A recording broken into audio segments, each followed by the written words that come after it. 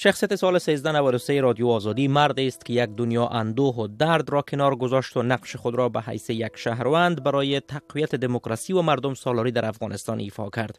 پیشه‌اش دهقانی است و در بهار سال گذشته در یک وضعیت غیر عادی در روستای خود تخم مردم سالاری را کشت کرد.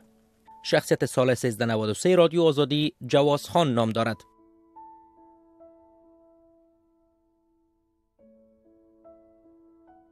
شبی که فردایش انتخابات ریاست جمهوری افغانستان برگزار می شد، کودک معصوم جواز خان وفات کرد.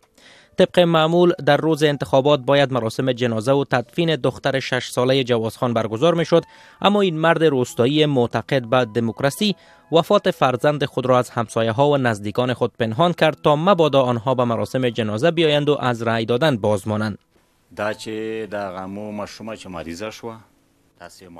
زمانی که فرزندم مریض شد تقریبا شام بود.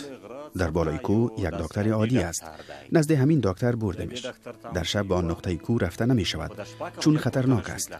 زمانی که شام نزد دکتر بردمش اسهال داشت و دلبد بود. دکتر یک نوع دوا داد و باز پس اینجا آوردمش.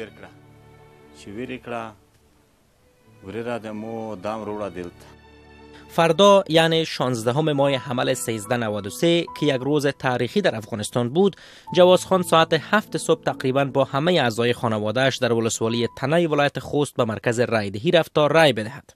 و اما در منزل جواز خان چه می‌گذشت؟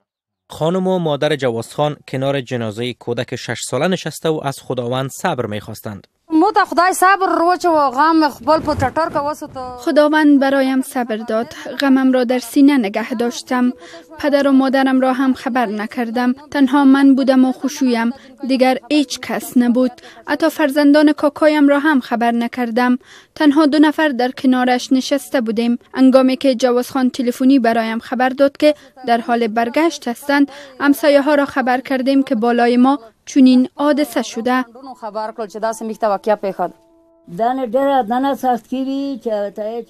آنقدر دشوار بود که گویی آسمان و زمین انفجار می کند.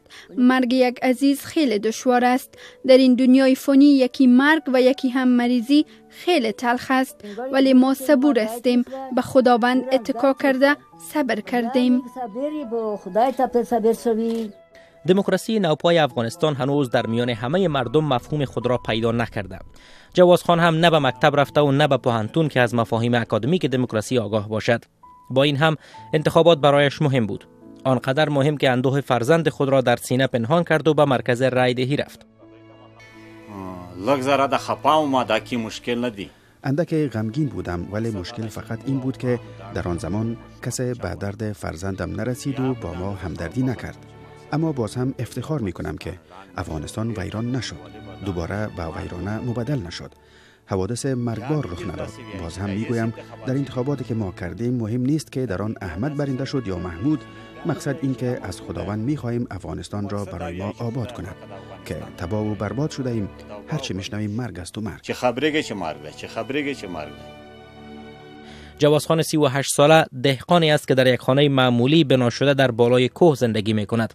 نه مکتب رفته و نه پوهنتون، اما برخلاف تصور بعضی ها خیلی شمرده حرف میزند و دقتش در انتخاب کلمات نشان دهنده یک تحول فکری حتی در روستاهای دوردست افغانستان است.